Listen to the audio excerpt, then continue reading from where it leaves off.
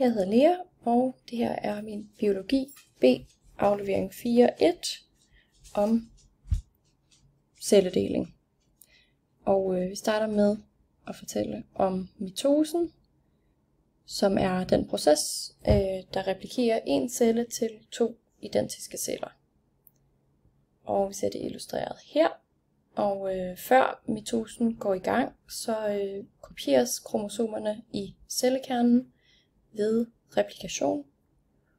Og det sker ved, at den oprindelige DNA-streng deles til 2 strenge, der hver får en ny komplementær streng ved baseparring. Og derved er der så altså 2 identiske kromosomer, der hænger sammen ved deres centromer i en X-struktur. Og så når vi så til mitosen, så den første fase er profasen. DNA-molekylerne spiraliseres, så de bliver synlige, og i cellen uden for kernen, så begynder de her strukturer, centriolerne, at bevæge sig til hver ende af cellen. Så når vi til metafasen, og her deler vi tidlig og metafasen her,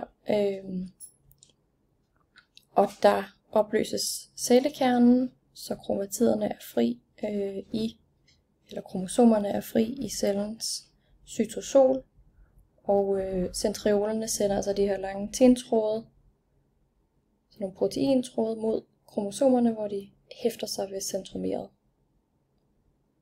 og lægger dem sådan her i midten af cellen.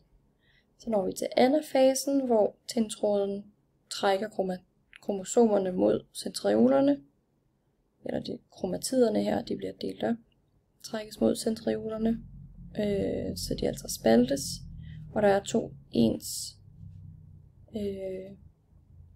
på hver sæt på hver side. Og tindtrådene skubber sig altså også cellen, så den bliver længere, til at forberede til telofasen her, hvor der dannes en cellekerne omkring hver sæt kromosomer, og cellen deles i 2 ved at den indsnævres her. Cellemembranen indsnævres på midten. Og så når man altså til interfasen her, hvor man har 2 identiske datterceller.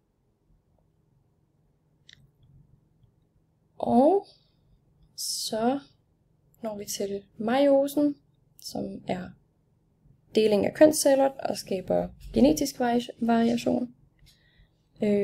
Og ligesom i mitosen, så replikeres DNA'et før meiosen. Og meiosen har så altså ikke bare 1 celledeling, men 2 celledeling. Starter her med profase nummer 1, hvor DNA'et også rulles og bliver synligt i de her X-formede kromosomer.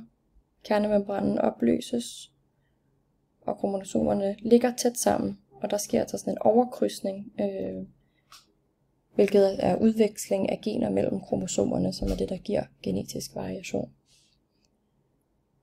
Og næste fase er metafasen, hvor de overkrydsede kromosomer placeres i midten af tindtrådene fra centriolerne, som nu ligger herude i siden af cellen igen. Der sker anafase nummer 1, hvor de trækkes fra hinanden til hver side, og cellen bliver længere igen. Og derefter når vi til telofase 1, hvor der så altså dannes en ny cellekernemembran omkring kromosomsættene, og cellen deler sig i 2 ved indsnøring på midten. Og så når vi til anden delingsfase, hvor her ved profase nummer 1 sker det samme igen. DNA rulles sammen, kernemembranen opløses, og centriolerne lægger sig på hver side af cellen. Tindtrådene i metafase nummer 2 griber de her kromosomer og lægger dem i midten af cellen. Og så sker anafase nummer 2, hvor tindtrådene trækker kromatiderne fra hinanden til hver side af cellen.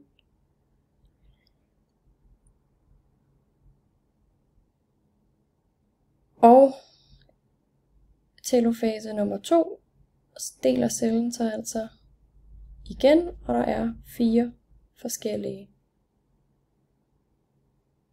celler, som er haploide kønsceller, da de hver kun indeholder det halve af arvematerialet fra den oprindelige celle.